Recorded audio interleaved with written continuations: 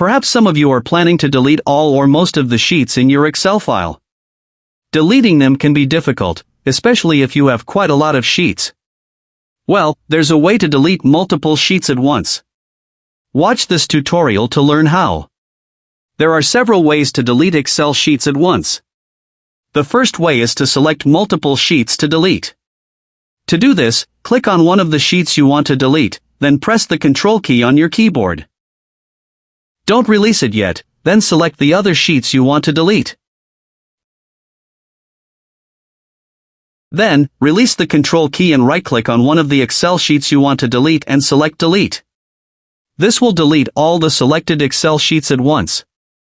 Another way is to right-click on one of the Excel sheets, then select All Sheets. Don't delete immediately.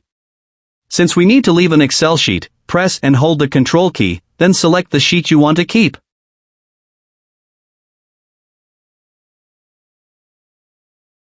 Release the Control key, then right-click on the Excel sheet you want to delete and select Delete.